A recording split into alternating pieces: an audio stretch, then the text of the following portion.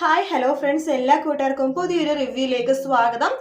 അങ്ങനെ നമ്മുടെ മനോഹർ ഇപ്പൊ സരയുവിൻ്റെ അടുത്ത് അങ്ങനെ നിൽക്കാറേ ഇല്ല കേട്ടോ. പിന്നെ വരാറുണ്ട്, നമ്മുടെ ഷാരീനെ പേടിപ്പിച്ച് പണം തട്ടാൻ വേണ്ടി മാത്രമാണ് മനോഹർ വരുന്നത്. അതിനുശേഷമാണെന്നുണ്ടെങ്കിൽ നമ്മുടെ സരുവിന്റെ പ്രസവ സമയവും കാര്യങ്ങളൊക്കെ ആവുകയാണ്. അപ്പോഴും മനോഹരനൊന്നും ആ ഭാഗത്തെ കാണില്ല. അപ്പൊ രാഹുൽ ഇടക്കിടക്ക് പറയും, നിന്റെ മനുവേട്ടൻ ഇനി വരാൻ പോണൊന്നുമില്ല, എല്ലായിടത്തും കല്യാണം കഴിച്ച് കുഞ്ഞുങ്ങളാകുമ്പോഴേക്കും മുങ്ങൽ, അതാണല്ലോ അവന്റെ ജോലി എന്ന് പറയുമ്പോൾ സരു അപ്പോഴും ഒന്നും വിശ്വസിക്കില്ല കേട്ടോ.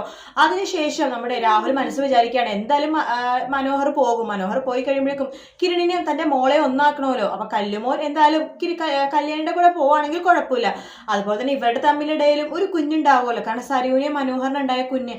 അപ്പൊ ആ കുഞ്ഞ് എന്തായാലും ഇവരുടെ ഒരു ബാധ്യത ആക്കേണ്ടതെന്ന് വെച്ചാൽ നമ്മുടെ രാഹുൽ എന്താ ചെയ്യാന്ന് വെച്ചാല് സരു പ്രസവിച്ച് കഴിയുമ്പോൾ തന്നെ കുഞ്ഞിന് നമ്മുടെ കുമാരന്റെ അടുത്തോ അല്ലെങ്കിൽ കുഞ്ഞിനെ അവിടെ നിന്ന് മാറ്റാനുള്ള കാര്യങ്ങളൊക്കെ തന്നെയൊക്കെ രാഹുൽ ചെയ്യുന്നുണ്ടാവുക. കാരണം സരുവിനെങ്കിൽ മാത്രം തന്നെ അനന്തരവനായിട്ടുള്ള കിരണിനായിട്ടുള്ള കല്യാണം നടത്താൻ പറ്റുള്ളൂ. രാഹുൽ എപ്പോഴും എത്ര നാൾ കഴിഞ്ഞാലും മുഴുപ്രാന്തനായാലും അതാണ് ജയിലിൽ കിടക്കേണ്ടി വന്നാലും നമ്മുടെ കിരണിന്റെ കയ്യിൽ എന്തായാലും സരുവിനെ ഏൽപ്പിക്കണം, അത് മാത്രമുള്ള വിചാരം കേട്ടോ.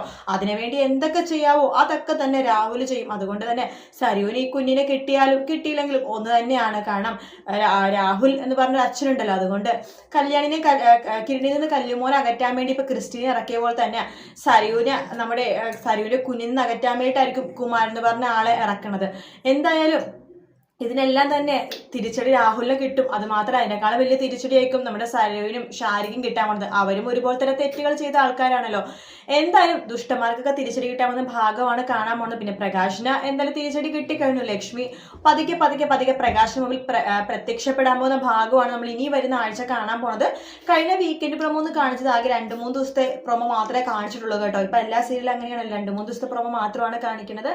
എന്തായാലും പ്രകാശിനും ആ സമയം തന്നെ സരുവിനും തിരിച്ചടി കിട്ടും തന്നെ ചെയ്യും. കാത്തിരുന്ന് കാണാൻ. വീഡിയോ ഇഷ്ടപ്പെട്ടെങ്കിൽ ലൈക്ക് ചെയ്യുക, സബ്സ്ക്രൈബ് ചെയ്യുക, കമന്റ് ചെയ്യുക. മറ്റൊരു വീഡിയോ ആയിട്ട് നാളെ രാവിലെ കാണാം. Good night, take care, bye bye.